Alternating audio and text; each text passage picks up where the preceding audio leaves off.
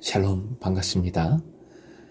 1월의 마지막 날이군요. 1월 31일 토요일 새벽 하나님께 올려드립니다.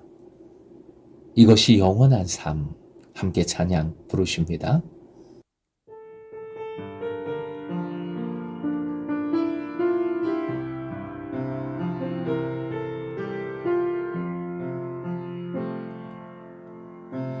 영원한 사귐에 날 초대하시네. 주님을 누리며 사는 것, 날 지으신 대로, 날 부르신 대로 주님과 함께 걷는 삶, 이것이 영원한 삶, 이것이 영원한 삶, 참 하나님과 그 아들 가는 삶, 이것이 영원한 삶, 이것이 영원한 삶, 내가 주 안에, 주는 내 안에, 이것이 영원한 삶, 이것이 영원한 삶, 내가 주 안에, 주는 내 안에 늘 거하는 삶.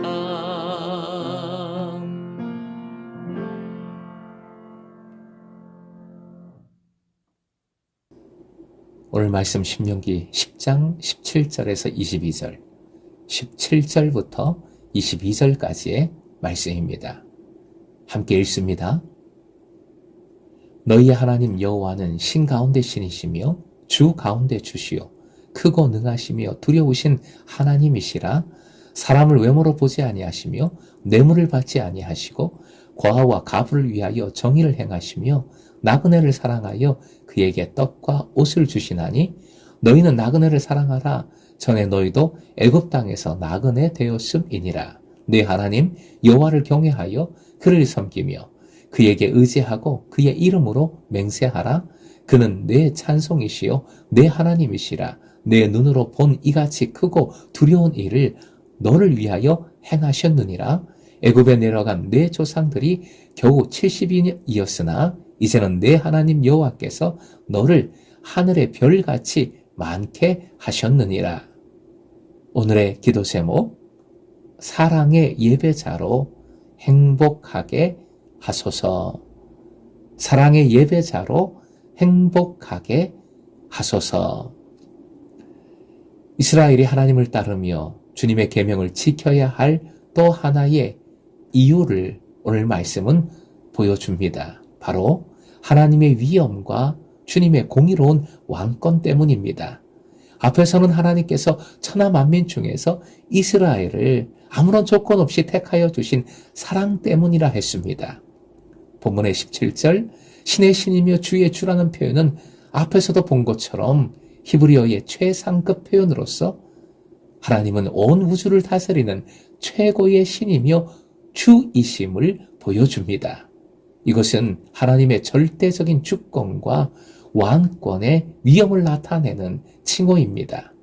그리고 크고 능하시며 두려우신 하나님은 거룩한 전쟁에서 주님의 백성을 위해 싸워주시는 전사의 모습이기도 합니다.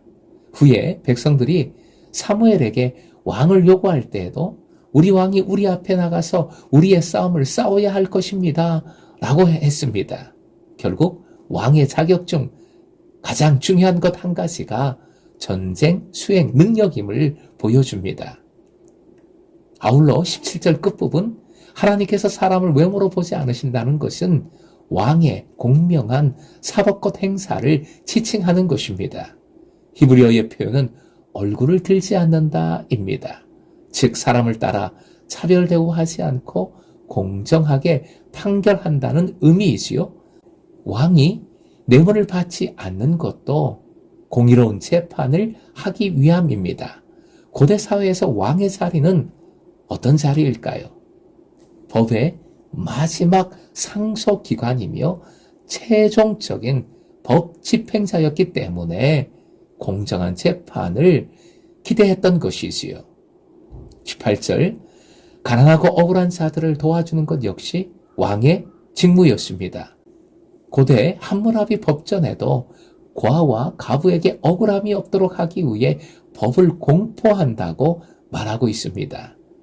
본문은 공정한 하나님의 모습으로 주님이 사회에서 구박받기 쉬운 고아, 과부, 나그네에게 특별한 관심을 나타내고 있음을 잘 보여줍니다.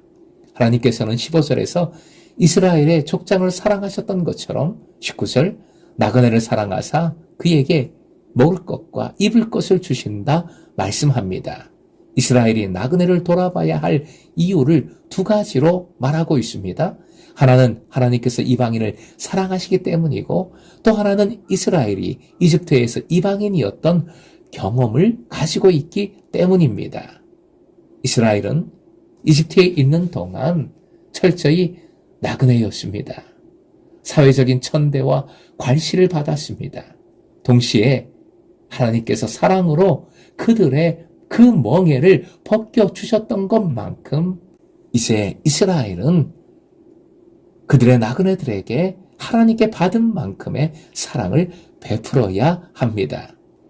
20절은 본문 앞 6장 13절과 비슷하지만 거기에 없는 의지하라는 새로운 말씀이 들어있습니다. 의지하라의 원어는 나바크인데 남녀 간의 친밀성 또는 지도자에게 대한 충성심을 나타내지만 신명기 말씀에서는 하나님과 이스라엘 간의 사랑의 관계, 끈끈한 관계를 보여줍니다. 21절, 이스라엘이 출애굽 사건 이후 하나님의 역사하심을 체험함으로써 하나님께 감사하는 마음으로 찬송을 드리게 된다는 말씀입니다. 이는 예배의 모습이고 이스라엘은 하나님께 예배를 드림으로써 많이 위에 12절에서 말씀한 대로 하나님에 대한 사랑을 나타낼 수 있습니다. 사랑은 곧 구체적인 행위, 예배로 나타나야 합니다. 22절, 이스라엘이 하나님께 감사드릴 수밖에 없는 것은 70명이란 소수의 무리를 하늘의 별처럼 번성하도록 해주셨기 때문입니다. 창세기 15장 5절 6절에서 족장들에게 주어진 자손에 대한 약속이 성취되었음을 보여줍니다.